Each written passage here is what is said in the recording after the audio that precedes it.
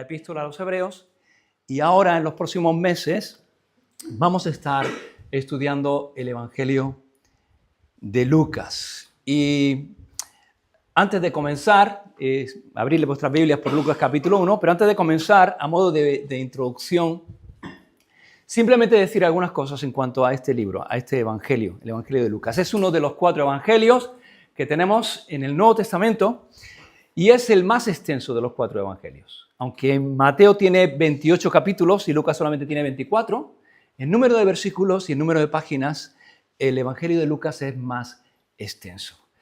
Y el escritor de este Evangelio, como su propio nombre indica, es Lucas. ¿Quién era Lucas?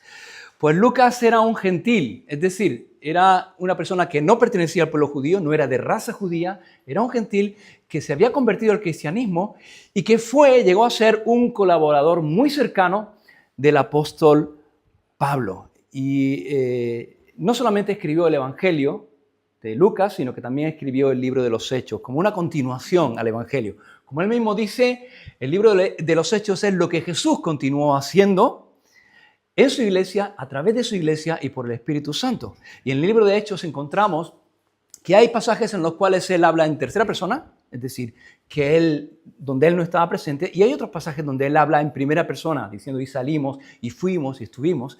Y podemos saber y podemos ver que él acompañó a Pablo en algunos de sus viajes, y Pablo también lo menciona en algunas de sus cartas. Sabemos que este hombre de profesión era médico, porque Pablo en Colosenses habla de Lucas, lo menciona, y habla de él como el médico amado, ¿no?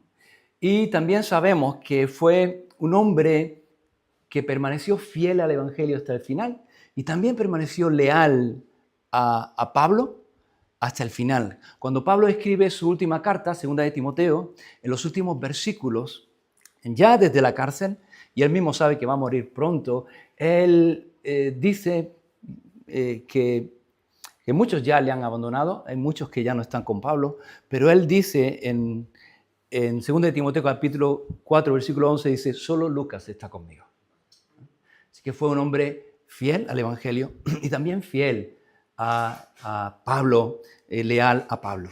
Y por último, para terminar, en cuanto a Lucas, en cuanto a este escritor, es el único escritor no judío de la Biblia. O sea, todos los libros de la Biblia fueron escritos por personas judías que pertenecían al pueblo judío. Lucas es el único que no pertenecía al pueblo judío. Pero el 30%, aproximadamente el 30% del Nuevo Testamento es material de Lucas. A veces pensamos que la persona que más material añadió al Nuevo Testamento es Pablo, porque tenemos 13 cartas de Pablo en el Nuevo Testamento, 14, si consideramos hebreos como de Pablo, que eso es algo que muchos cuestionan. Pero en cuanto a número de páginas, en cuanto a material, el escritor que más aporta al Nuevo Testamento es Lucas. En cuanto a la fecha en la cual probablemente se escribió este Evangelio, probablemente se escribió durante el encarcelamiento de Pablo, que encontramos en el libro de Hechos en Cesarea. Sabéis que Pablo estuvo como algo más de 2 años encarcelado allí en Cesarea, cerca de la tierra de Israel, esperando ser trasladado a Roma para ser juzgado. Lucas estaba con él y probablemente él aprovechó ese tiempo de 2 años para investigar, para hablar con personas que fueron testigos directos de los hechos de Jesús y para escribir su evangelio. Y fue escrito más o menos en torno al año 58 y 60 después de Cristo. Y tanto el Evangelio de Lucas como el libro de Hechos, si lo veis al principio, son 2 libros que están dedicados a una persona llamada Teófilo, que es un nombre griego, al cual Lucas se dirige como excelentísimo. Así que lo más probable es que fuese algún tipo de dignatario griego que había conocido el Evangelio. Es posible que a través del propio Lucas, porque Lucas estuvo bastante tiempo en Filipos, cuando Pablo llegó a Filipos y fue el primero que llegó y ahí se formó una iglesia, luego Pablo continúa y Lucas se queda ahí durante un tiempo. El caso es que este hombre parece ser que había conocido al Señor y en los primeros versículos que vamos a leer inmediatamente, Lucas menciona que el propósito por el cual, o uno de los propósitos por el cual escribe este evangelio es exponernos un relato claro de los hechos en orden. ¿Para qué? Dice, para que tengas certeza de las enseñanzas que has recibido.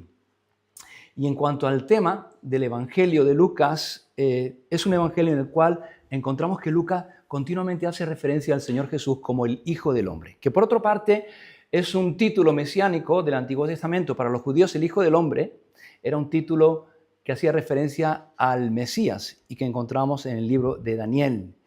Y Lucas nos muestra a Jesús como el hombre perfecto y como el Salvador de todos. No solamente resalta su humanidad como hombre perfecto, sino también su divinidad, y subraya que Jesús vino a buscar y a salvar lo que se había perdido. De hecho, el versículo clave del Evangelio de Lucas es Lucas 19:10, que dice, porque el Hijo del Hombre vino a buscar y a salvar lo que se había perdido. Esto es un poquito de introducción, que es el primer día que vamos a abordar este Evangelio. Dicho esto, vamos al texto. ¿Tenéis Lucas capítulo 1? Lucas capítulo 1 dice así la palabra del Señor. Vamos a orar primero. ¿Por qué no oramos? Y pedimos que el Señor abra nuestros corazones y leemos y comenzamos a estudiar el pasaje. Padre, gracias por este día. Gracias por poder estar en este lugar, por poder estar en tu casa. Y te pido ahora, Señor, que tú bendigas tu palabra, que tú abras tu palabra delante de nosotros, pero no solamente que abras tu palabra, sino que abras nuestros corazones también.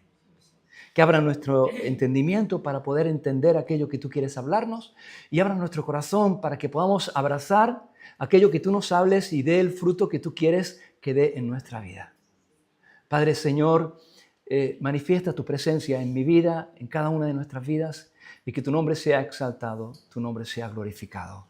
En el nombre de tu Hijo amado Jesús. Amén. Amén.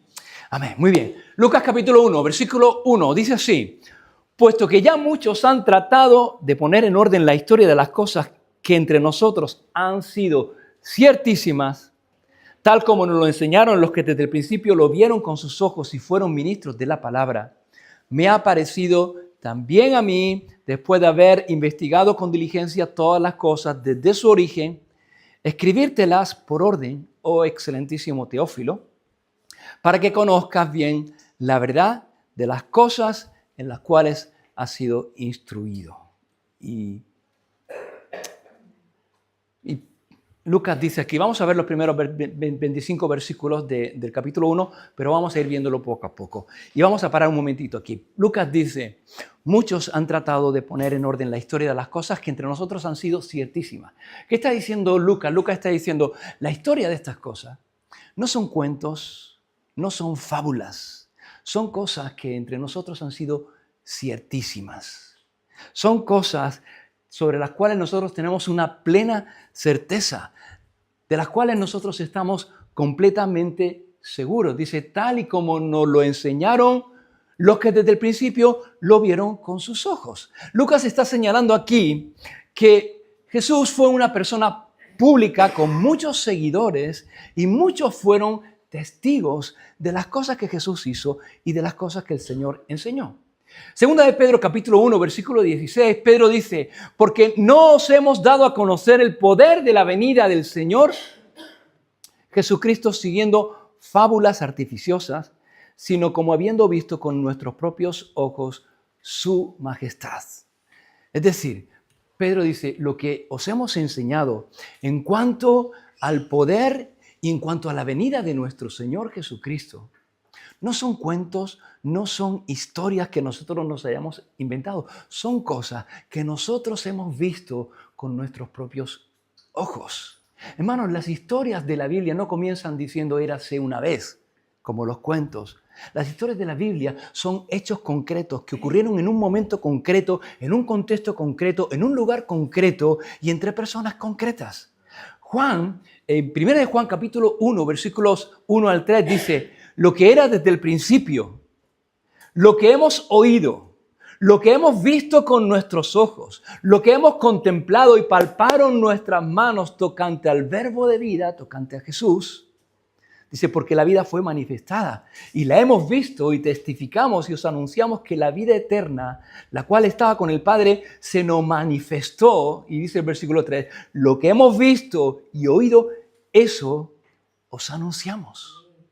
Jesús fue una persona real que vivió en un tiempo concreto, que fue una persona pública, que tuvo muchos seguidores y muchos fueron testigos de sus obras y sus enseñanzas. Y Lucas dice, estas cosas entre nosotros han sido ciertísimas, tal como nos lo enseñaron los que desde el principio lo vieron con sus ojos, y dice, y fueron ministros de la palabra. Y aquí Lucas no está haciendo referencias al gran grupo de personas que fueron cientos, miles, que fueron testigos de la obra y de las enseñanzas de Jesús. Está haciendo referencia a un grupo más reducido, más cercano del Señor Jesucristo, que eran los apóstoles, los cuales no solamente fueron testigos del Evangelio, de la buena nueva. El Evangelio es la buena noticia. ¿Y cuál es la buena noticia? Pablo dice, la buena noticia que yo os predico es que Cristo Jesús murió por nuestros pecados y resucitó para nuestra justificación conforme a la Escritura. Las buenas nuevas, el Evangelio es la vida, la muerte, la resurrección de nuestro Señor Jesucristo. Y estos hombres no solamente fueron testigos del Evangelio, sino que fueron también propagadores del Evangelio. Dedicaron sus vidas a proclamar y a publicar ese Evangelio. Esas cosas que ellos habían visto y habían oído personalmente, esas cosas que ellos habían palpado con sus propias manos. Y Lucas dice, estas cosas para mí, para nosotros, han sido ciertísimas. Son cosas que son verdades que nosotros consideramos absolutas porque no son cuentos, son cosas que ocurrieron realmente. Pero yo me he dedicado personalmente a investigar con diligencia estas cosas, con un objetivo, ¿cuál? Ponerlas por orden. ¿Para qué? Dice Lucas. Dice, para que conozcas bien la verdad de las cosas en las cuales has sido instruido. Y hermanos, en los próximos meses, de nuevo vamos a abordar la historia del Señor Jesucristo, la gran historia. La historia que nunca pasa de moda, la historia que sigue cambiando y sigue transformando las vidas. La historia que tú y yo conocemos seguramente muy bien, pero lo vamos a hacer por orden. Y lo vamos a estudiar por orden. ¿Para qué? Para que podamos ser afirmados en la verdad. Y hermanos, la verdad no es una religión. La verdad no es un sistema ético, no es un sistema de pensamiento, la verdad no es una filosofía, la verdad es una persona y se llama Jesucristo. Jesús dijo, yo soy la verdad. Y lo que queremos hacer, hermanos, no es solamente conocer mejor las obras del Señor, conocer mejor las enseñanzas de Jesús, queremos conocerle a Él. Queremos conocerle a Él a través de sus obras y de sus enseñanzas y ser afirmados en la verdad. Que nuestra vida sea afirmada en el Señor Jesucristo, el cual es la roca inconmovible. Si nuestra vida está afirmada en el Señor, van a venir circunstancias, van a venir problemas, pero nosotros vamos a estar en un lugar firme, sólido. Y las cosas se mueven y las cosas cambian. Pero si estamos en el Señor Jesús, estamos en un lugar seguro. Así que vamos a ello. Y una vez hecha esta introducción, Lucas comienza con una historia. Versículo 5, comienza la historia en el versículo 5 diciendo de esta manera. Hubo en los días de Herodes, rey de Judea, un sacerdote llamado Zacarías de la clase de Abías. Su mujer era de las hijas de Aarón y se llamaba Elizabeth. Ambos eran justos delante de Dios y andaban irreprensibles en todos los mandamientos y ordenanzas del Señor. Pero no tenían hijo porque Elizabeth era estéril y ambos eran ya de edad avanzada. Así comienza Lucas la historia, una vez de la introducción. Hubo en los días de Herodes.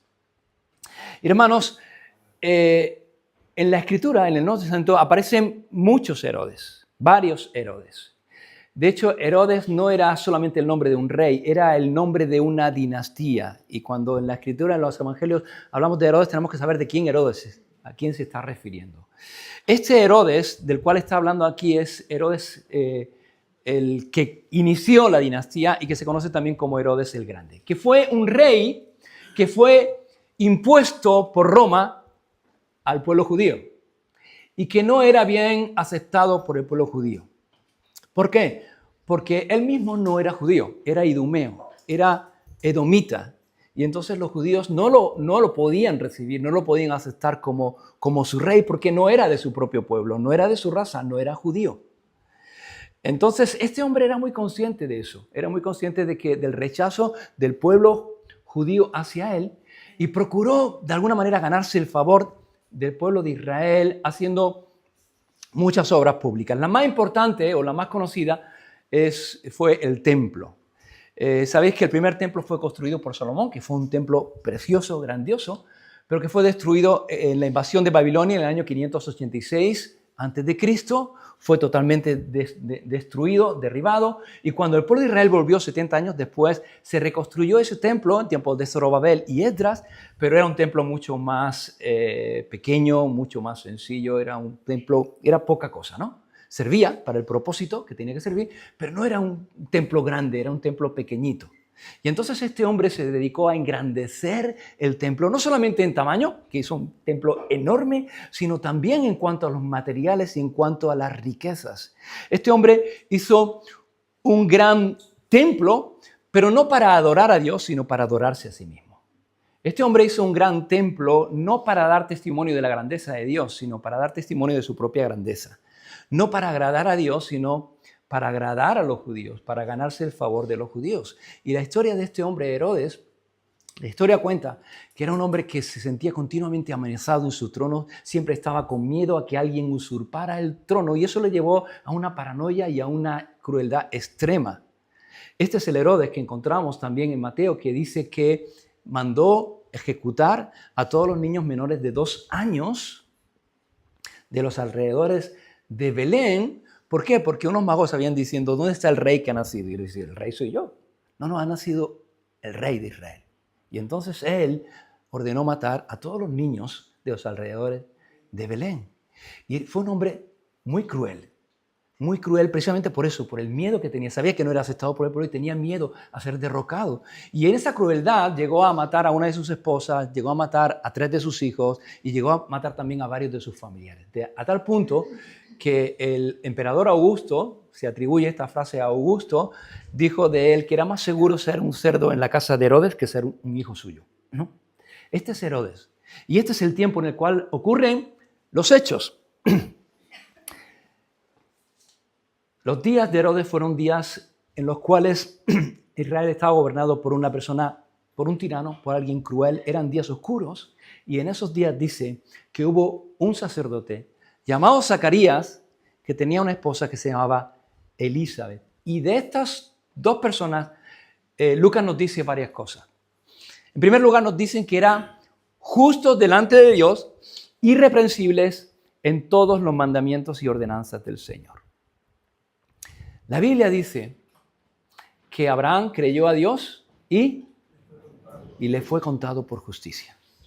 Cuando aquí este pasaje dice que Zacarías y Elizabeth eran justos, no está diciendo que no tuvieran pecado. Están diciendo que eran personas que creían a Dios, que tenían su fe en Dios y que tenían su confianza en el Señor.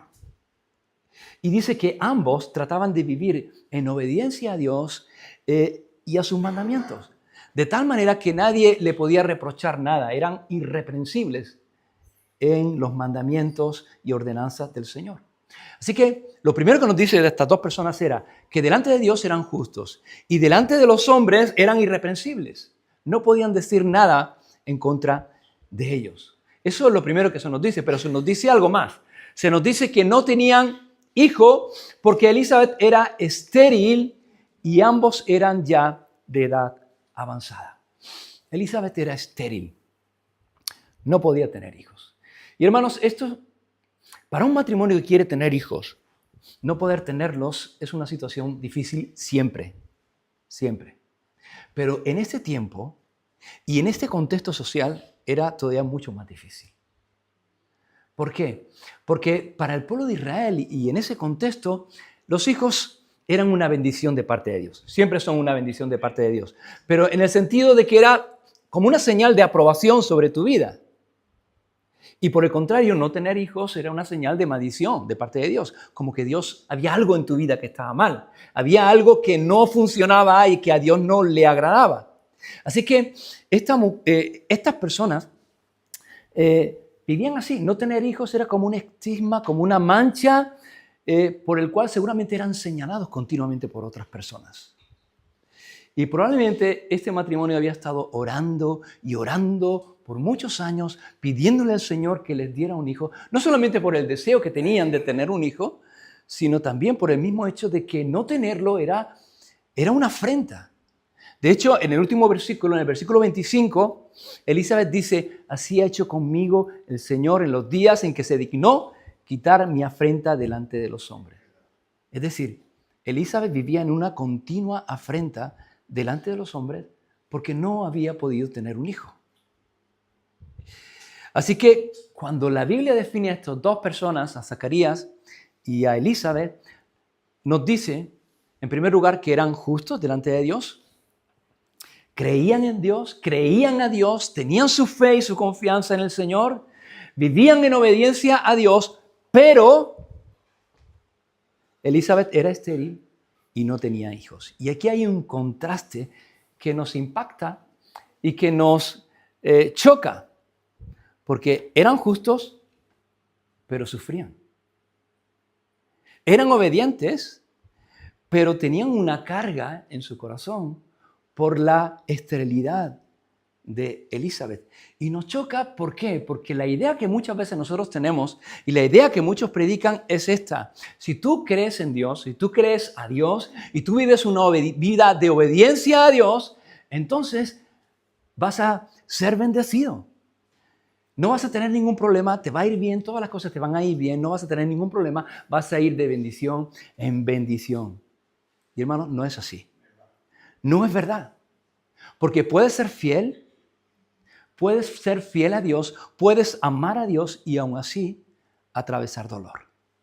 Y aquí tenemos un ejemplo en estas dos personas. Y a veces, hermanos, como cristianos, podemos vernos en situaciones parecidas a las de Zacarías y Elizabeth. Creemos en Dios, tenemos nuestra confianza en el Señor, tratamos de obedecerle, tratamos de vivir una vida que agrade al Señor y las cosas no están ocurriendo como nosotros queríamos o esperábamos que ocurrieran. Y la pregunta que nos hacemos es, ¿por qué? ¿Por qué no estoy siendo bendecido? ¿Por qué me ha venido esto ahora? ¿Por qué estoy pasando o tengo que pasar por una situación como la que estoy pasando? Y nos miramos y nos examinamos y no podemos entenderlo. Pero esta pequeña historia de Zacarías y de Elizabeth nos muestra y nos enseña algo. Nos muestra que Dios tiene un plan. Dios siempre tiene un plan. Y a lo mejor no es precisamente el plan que yo tenía. No es el plan, no es mi plan. A lo mejor Dios no hace lo que yo esperaba que hiciera, ni en el momento que yo esperaba que lo hiciera, pero es el plan de Dios. ¿Y sabes qué?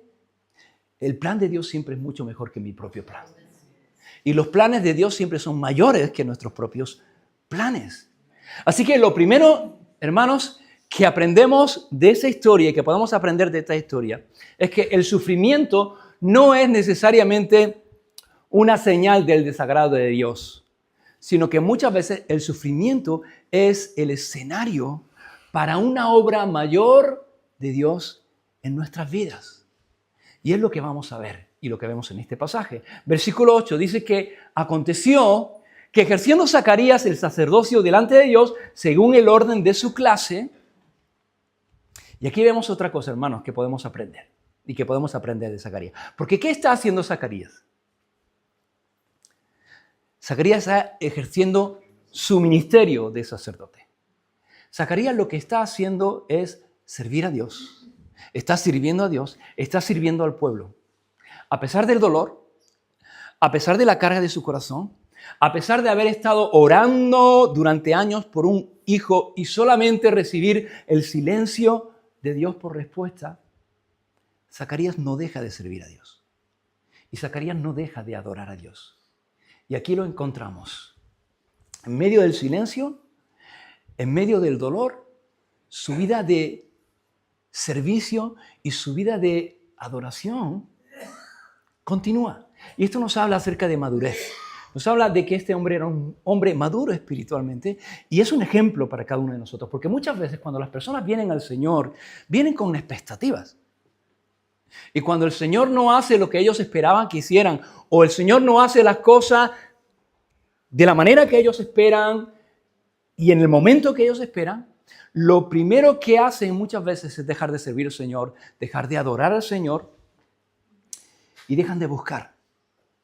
Ya no buscan al Señor, dejan de buscar y en lugar de esperar en el Señor y dejar que el Señor obre en su tiempo, que siempre es mucho mejor que nuestro tiempo, dejan de buscar, dejan de servir. Pero estos hombres, este hombre y esta mujer, no dejan de servir, no dejan de adorar al Señor. No saben por qué el Señor no les ha respondido, no saben muy bien la razón de su situación, pero ellos siguen sirviendo, siguen adorando, siguen esperando. Y hermanos, dice que Zacarías, sirviendo al Señor, aconteció, versículo 8, que ejerciendo el sacerdocio delante de Dios según el orden de su clase y conforme a la costumbre del sacerdocio, le tocó en suerte ofrecer el incienso entrando en el santuario del Señor. Y toda la multitud del pueblo estaba afuera orando a la hora del incienso. Antes, en el versículo 5, se nos ha dicho que este hombre, Zacarías, era sacerdote de la orden de Abías. ¿Qué significa esto? Bueno, sabéis que los sacerdotes eran los descendientes de Aarón. Todos los que eran descendientes de Aarón, hermano de Moisés, eran sacerdotes. Y Aarón tuvo 4 hijos, pero 2 murieron pronto porque hicieron lo que no tenían que hacer, hicieron lo que les dio la gana, ofrecieron un fuego extraño delante del Señor y murieron, ¿no? Y esto lo vemos en Levítico. Pero le sobrevivieron 2 hijos a Aarón, que fueran Eleazar e Itamar. 2 hijos que eran sacerdotes, que a su vez tuvieron hijos, y que a su vez tuvieron hijos, y que a su vez tuvieron hijos. Y ya en el tiempo del rey David, los sacerdotes eran tantos que no podían estar sirviendo todos en el templo al mismo tiempo. ¿Y qué hizo el rey David? El rey David dividió a todos los sacerdotes en 24 grupos o clases. Y cada uno de estos grupos servían en el templo 2 veces al año durante una semana cada vez. Y este hombre, Zacarías, era de la clase de Abías, de una de las clases, de una de las 24. Y le tocó ir esa semana, una de esas 2 semanas, ir a servir al templo juntamente con todos los sacerdotes de su propia clase. Y dice que le tocó en suerte ofrecer el sacrificio. Y hermanos, créeme que eso era una gran suerte. Era una gran suerte que te tocara eso. Porque más o menos se calcula que en aquel tiempo había como entre 800 y 1000 sacerdotes de cada clase. Había como más de 20.000 sacerdotes en todo Israel, divididos en diferentes clases, más o menos entre 800 y 1000 sacerdotes. Y muchos de ellos terminaban su ministerio y morían sin haber tenido la oportunidad de ofrecer el incienso y sin haber tenido la oportunidad de siquiera de entrar en el lugar santo. Y cuando le tocaba a alguien, se le quitaba de la lista para que no le volviera a tocar y todos, de alguna manera, otras personas también pudieran tener ese privilegio. Así que eso era una oportunidad única. Era algo que iba a ser una sola vez en la vida. Y le toca en suerte entrar al santuario, al lugar santo, a ofrecer. Y cuando los sacerdotes entraban, ofrecían el incienso, y mientras ofrecían, oraban a Dios, y la gente estaba fuera del santuario, también orando a Dios y esperando que el sacerdote saliese. Así que, fíjate, imaginaos qué privilegio, ¿no? Entrar y ofrecer el incienso. La mesa del incienso estaba al fondo del lugar santo, justamente pegadito al velo. Y detrás del velo estaba el arca, que era el lugar de la presencia de Dios. O sea, lo más cerca que una persona podía estar de la presencia de Dios era delante de la mesa del incienso. Solamente otra persona podía entrar más cerca, que era el sumo sacerdote, solamente una vez al año, detrás del velo, ¿no? Así que imaginaos, ¿no? Era una ocasión única. Y este hombre era sacerdote. Este hombre sabía lo que tenía que hacer y también sabía lo que se iba a encontrar. Aunque a lo mejor no había entrado nunca al lugar santo, él sabía lo que se iba a encontrar cuando entrara. Sabía que cuando entrara se iba a encontrar a la izquierda el candelabro de 7 brazos, a la derecha se iba a encontrar la mesa de los panes de la proposición y al frente, al fondo, junto al velo, se iba a encontrar la mesa del incienso donde tenía que ir para ofrecer. Él sabía lo que se iba a encontrar. las cosas que iba a encontrar allí. Lo que no sabía es que allí también se iba a encontrar con un ángel del Señor, que tenía un mensaje para él.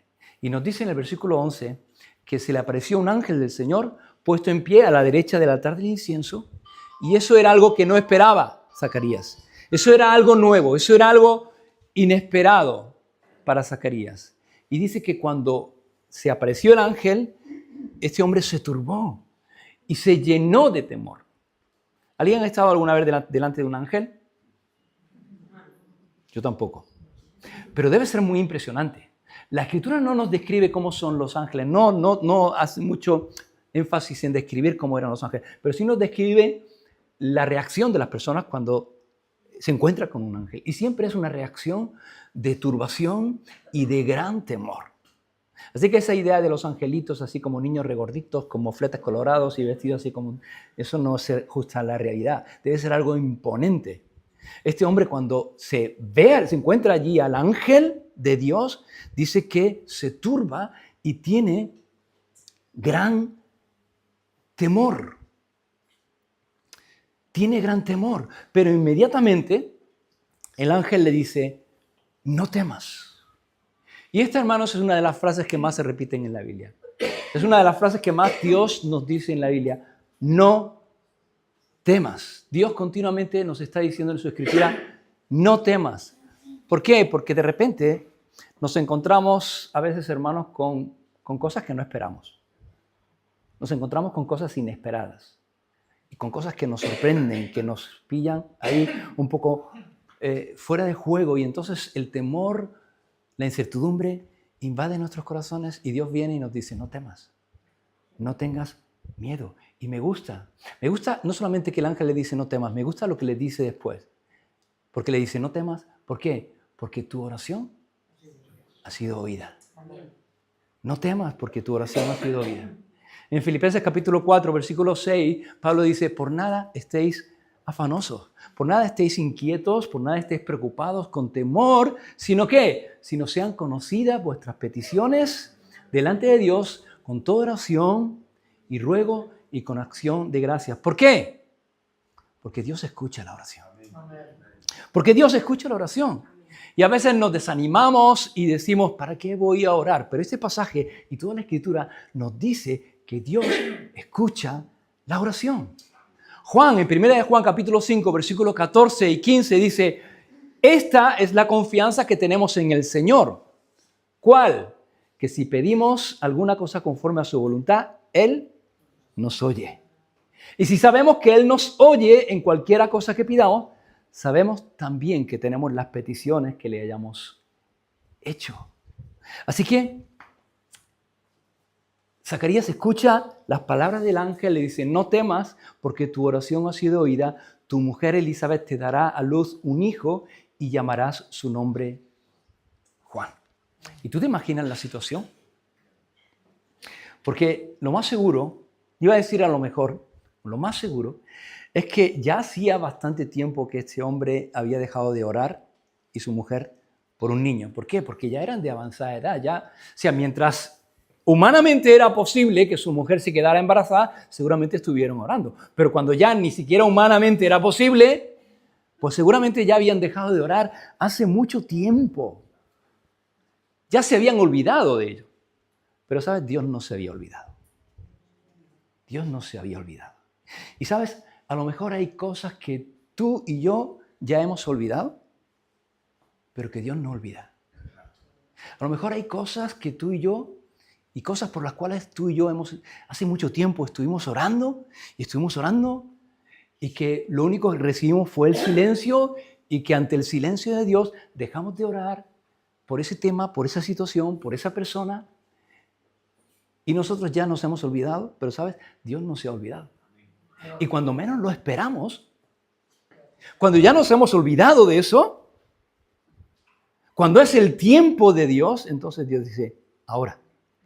Y Dios nos da lo que pedimos hace un montón de tiempo cuando no lo esperamos, pero cuando es el tiempo de Dios. Y los tiempos de Dios siempre son mejores que nuestros tiempos. Porque Dios oye la oración. Y Dios responde la oración. ¿Siempre?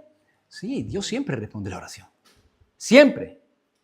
A veces dice no, porque a veces le pedimos cosas que menos más que el Señor nos dice que no. Porque a veces no sabemos ni lo que pedimos. Y Dios a veces yo creo que tiene que decir, mira, voy a hacer como que no te he oído. A veces Dios nos dice no. A veces Dios nos dice sí. Y otras veces Dios nos dice, espera. Quiero dártelo. Te lo voy a dar, pero todavía no es el momento. Todavía hay cosas que tengo que enseñarte. Hay cosas que tengo que enseñarte antes. Hermanos, aquí encontramos una verdad que tenemos que aplicar a nuestra vida y que tenemos que tener muy claro. El silencio de Dios no es ausencia de Dios. Nunca. Nunca pienses que Dios está ausente. Que Dios no responda a tu oración en el momento que tú quieres y en la forma que tú quieres, no significa que Dios esté ausente o que Dios esté indiferente a tu necesidad. Dios está obrando incluso cuando no vemos los resultados, cuando no vemos la obra de Dios o el resultado de nuestra oración. Y la espera, hermanos, también forma parte del plan de Dios. La espera y las situaciones difíciles y de dolor que podemos atravesar en nuestra vida a veces son el proceso que Dios usa para llevarnos a su propósito. Y los propósitos de Dios son perfectos, son agradables, son buenos para cada una de nuestra vida. Así que, hermanos, esto nos enseña a no desesperar. No desesperes, no desesperemos. Sigamos adorando al Señor, sigamos sirviendo, sigamos orando, sigamos esperando en Dios. Porque como dice Jeremías en Lamentaciones 3, 25 y 26, bueno es el Señor a los que en Él esperan, al alma que le busca. Bueno es esperar en silencio la salvación de Dios. Y el versículo 13 dice que el ángel le dice a Zacarías, no temas, porque tu oración ha sido oída, y tu mujer Elizabeth te dará a luz un hijo, y llamarás su nombre Juan. Y dice el versículo 14, y tendrás gozo y alegría, y muchos se regocijarán en su nacimiento. Lo que el ángel le dice, mira, la respuesta a tu oración, ese niño por el cual tú y tu esposa orabais, no solamente va a ser motivo de gozo y alegría para ti, sino que va a ser también gozo, va a ser un motivo de gran regocijo también para otras personas. Muchos van a ser bendecidos a través de la respuesta de Dios a tu oración. ¿Veis? Los planes de Dios y los propósitos de Dios siempre son mayores que nuestros planes y nuestros propósitos. Y lo que nosotros queremos que Dios haga, a veces nosotros queremos que Dios nos bendiga, pero Dios no solamente quiere bendecirnos a nosotros, sino que Dios quiere bendecir a otros a través de la bendición que quiere darnos a nosotros. Y por eso a veces Dios dice, vale, te lo voy a dar, pero te lo voy a dar en el mejor momento y en el momento que mayor bien haga para ti, y no solamente para ti, sino también para otros. Porque en el camino yo tengo que enseñarte cosas, te las voy a dar, pero hay cosas que te tengo que enseñar y hay cosas que tengo que tratar en tu vida. Y entonces, a partir del versículo 15 y el versículo 16, el ángel describe a este niño que va a nacer, a Juan el Bautista, y nos dice varias cosas. Nos dice el versículo 15, será grande delante de Dios. Este niño, por el cual vosotros, no va a ser cualquier niño, va a ser un niño que va a ser grande delante de Dios. Y nos dice, fíjate, que dice que va a ser grande, no delante de los hombres, sino delante de Dios. Son dos conceptos muy diferentes.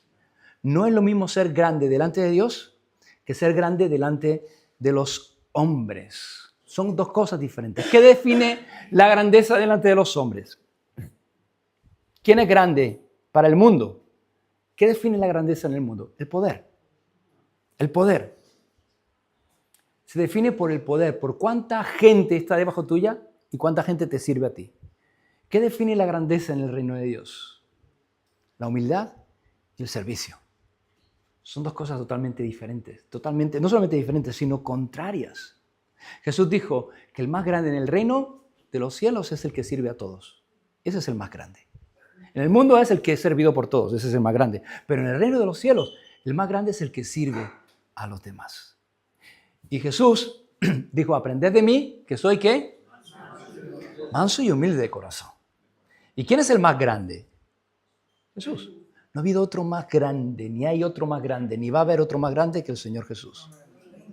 Y sin embargo, Él dice, aprended de mí, que soy manso y humilde de corazón. Y hermanos, la humildad no es pensar mal de mí mismo. No es tener un mal concepto de mí mismo. Jesús no tenía un mal concepto de sí mismo. La humildad no es pensar menos de mí. La humildad es pensar menos en mí. Una persona humilde es alguien que no está enfocada en Él.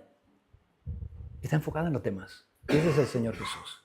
Y Juan el Bautista estaba enfocado en agradar a Dios y en su pueblo, en servir al pueblo. Fue un hombre grande delante de Dios.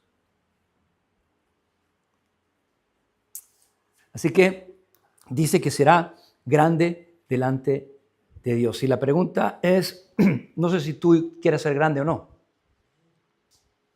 ¿Quieres ser grande? ¿Delante de quién?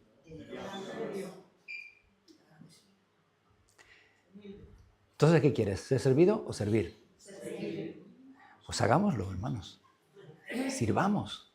Sirvámonos unos a otros. ¿Qué más nos dice? Dice, no beberá vino ni sidra. Aquí está haciendo referencia al voto nazareo del Antiguo Testamento, que era un voto de consagración. Dice, será lleno del Espíritu Santo aún desde el vientre de su madre. Aún desde el vientre, Juan fue lleno del Espíritu Santo. Y una persona llena del Espíritu Santo es, lo sabemos, lo hemos visto, es una persona guiada, movida, impulsada por el Espíritu Santo, que no se mueve por sus propios deseos ni por sus propios pensamientos, sino por los pensamientos y los deseos de Dios para su vida. Y ese era Juan el Bautista.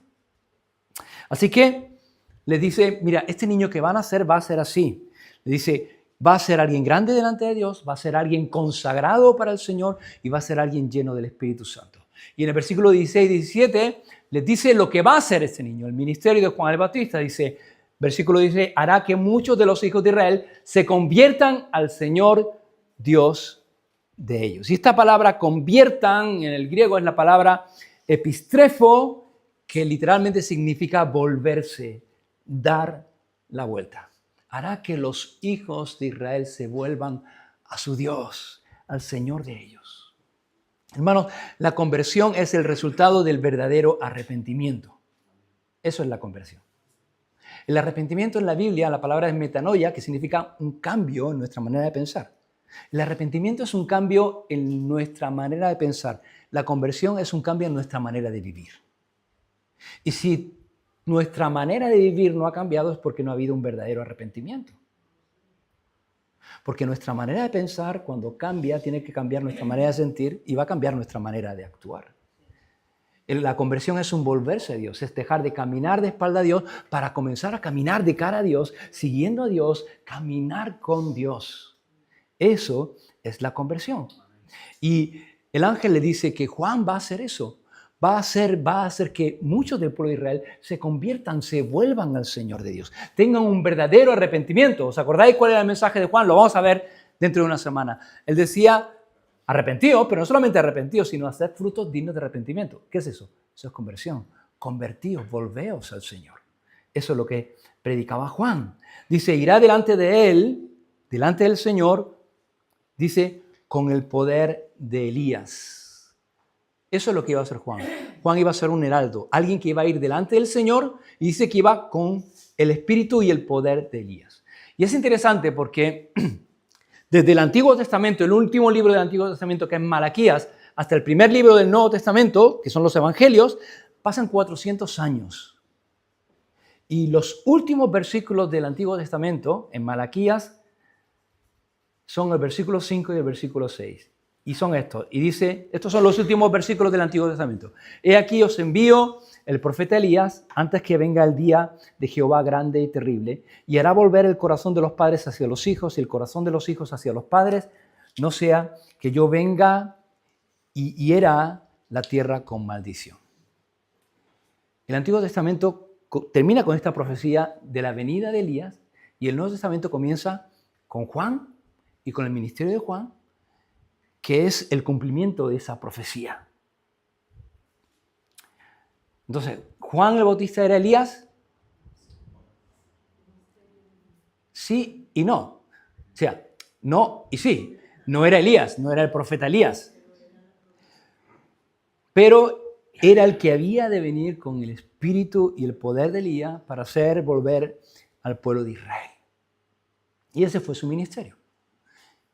Era un ministerio que era hecho con el espíritu y el poder de Elías. ¿Qué es lo que hacía Elías en el Antiguo Testamento? ¿Cuál era su ministerio? El ministerio de Elías fue llamar al pueblo al arrepentimiento, un pueblo que se había vuelto de Dios a los ídolos, y era un llamado al arrepentimiento, pero era un llamado a volverse al Dios verdadero, a su Dios. Y eso es lo que hace Juan el Bautista. Es un llamado de arrepentimiento y un llamado a volverse a Dios, ¿no?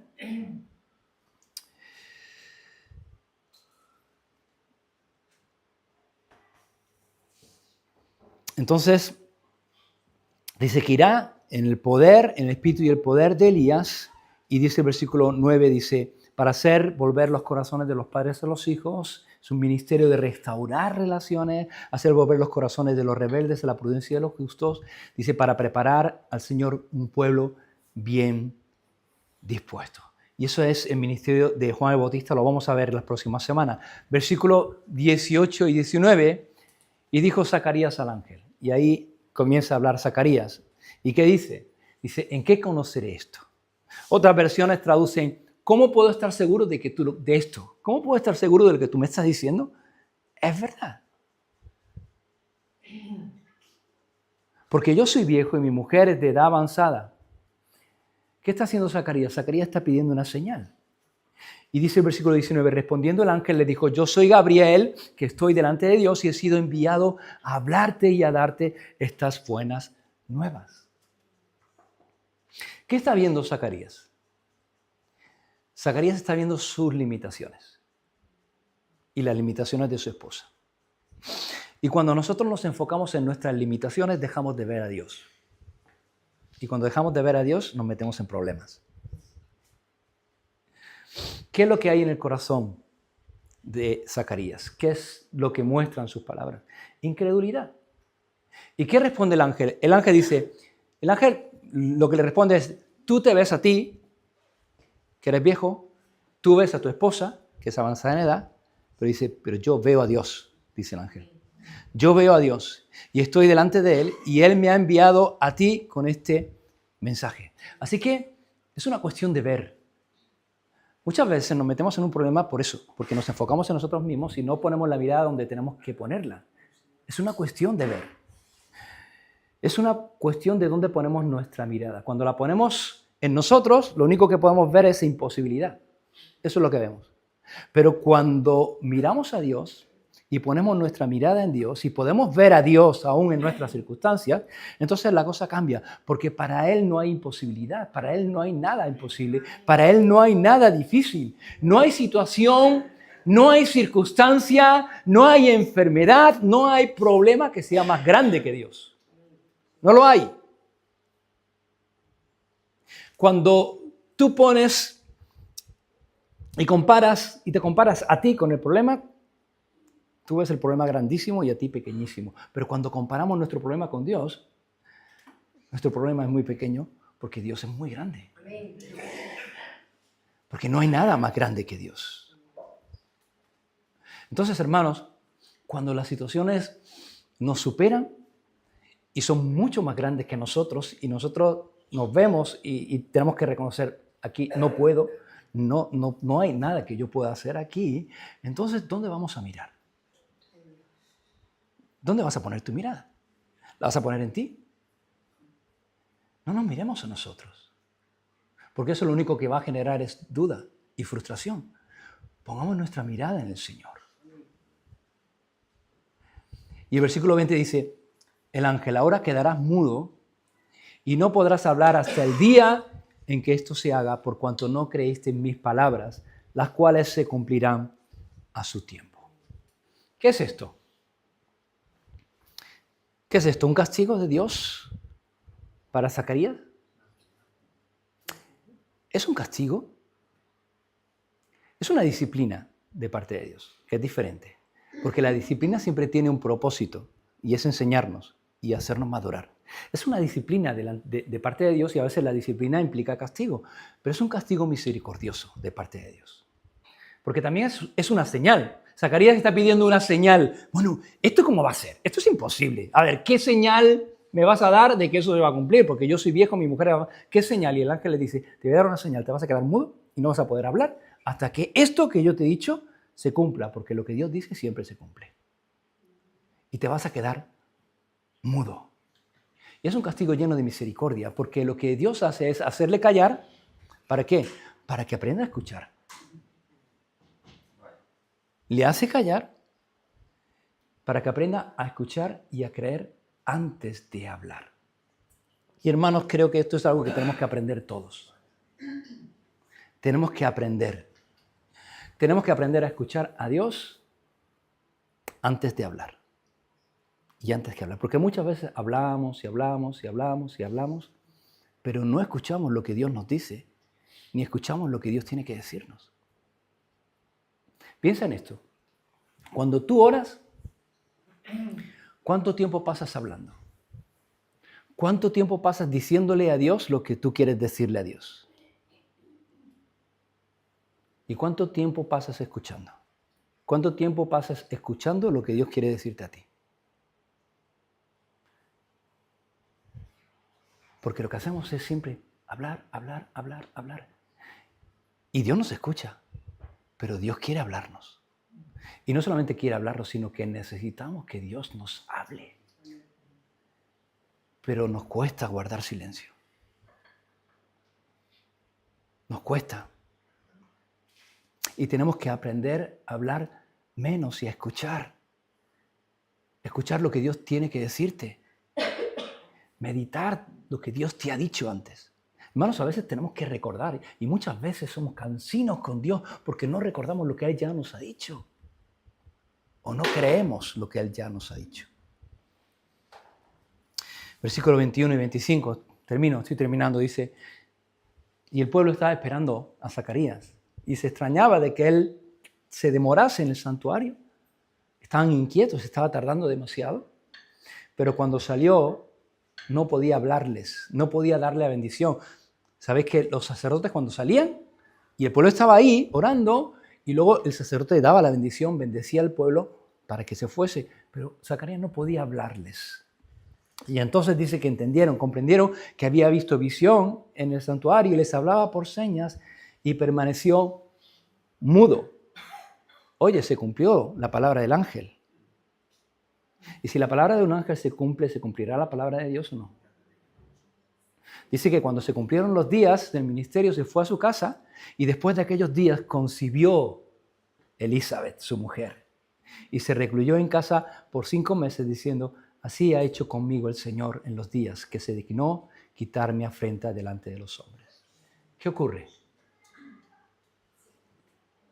No era posible. Era ya anciana. Humanamente no era posible. Pero Elizabeth concibió. ¿Por qué? Porque lo que Dios promete, lo cumple. Dios no es como tú ni es como yo. Debemos ser gente que promete y cumpla, pero muchas veces decimos y no cumplimos.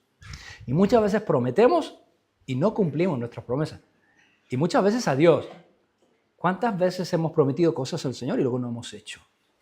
Cuidado. Pero Dios no es así. Dios es alguien que promete y cumple. Y hermanos, Dios no solamente nos da promesas, sino que Él cumple sus promesas. Y Elizabeth dice, el Señor quitó mi afrenta. Porque para Elizabeth, aquel niño no solamente era un hijo, era una restauración. Era la restauración de su dignidad, de su honra. Porque, ¿sabes? Dios no solamente trata y actúa en nuestras necesidades externas, también en nuestras necesidades internas. Dios no solamente nos da promesas, Dios restaura vidas. Dios restaura corazones. Dios cambia las circunstancias, pero Dios cambia también nuestra identidad. Nos transforma. Y es algo que vemos en esta historia, en esta pequeña historia de Zacarías y Elizabeth. Y termino aquí, hermanos. Creo que hay muchas cosas que podemos aprender de este pasaje. Y yo no sé si hay algo en lo cual Dios te haya podido hablar o que tú hayas dicho, esto es algo que tengo que aplicar a mi vida. Esto es algo que tengo que aprender. Esto es algo que tengo que escribir para recordarlo.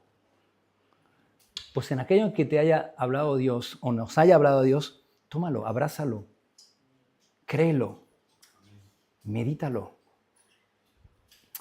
Y para terminar, y a modo de conclusión, hay algo que podemos ver en la historia de Zacarías y de Elizabeth que debemos aprender y que yo te animo a que puedas reflexionar en esta semana. Y es esto. Dios es el que tiene la última palabra siempre en tu vida. No tus circunstancias. Tus circunstancias, no sé cuál puede ser tus circunstancias, sea la que sea, o por las circunstancias que tú puedas pasar en tu vida, tus circunstancias no tienen la última palabra. Dios es el que tiene la última palabra, siempre. Y lo que hoy es dolor, lo que hoy no entiendes, mañana puede ser un testimonio. Que no solamente implique una bendición para tu vida, sino también una bendición para otros. Y ese es el paso del proceso de Dios al propósito, ¿no? Lo que a veces no entendemos es el proceso. El proceso. Pero el proceso, las situaciones difíciles, es lo que Dios usa para llevarnos a su propósito, que es una bendición para nuestra vida. A veces, hermanos, lo que no entendemos es una página, pero Dios tiene el libro completo. Y si pudiéramos ver el libro completo, entenderíamos todas las cosas. Pero no lo tenemos, Dios sí. Y a veces nos encontramos en páginas que nos cuesta entender, páginas en nuestra vida que nos cuesta comprenderlas. Pero Dios sabe, Dios conoce, Dios tiene todo el libro. Y Dios tiene un propósito. Así que descansemos en el Señor. Descansa en el Señor, confía en Él, pon tu mirada en el lugar correcto. No pongas tu mirada en ti, no pongas tu mirada en tus circunstancias, pon tu mirada en el Señor. Amén. Vamos a orar. Una misma visión para un nuevo siglo, una generación que levanta a Cristo y se une en oración, clamando por España. Nuestras posesiones, nuestros corazones pertenecen al Señor de señores, no importa el precio, salva nuestra España. Las barcas y las redes listas son.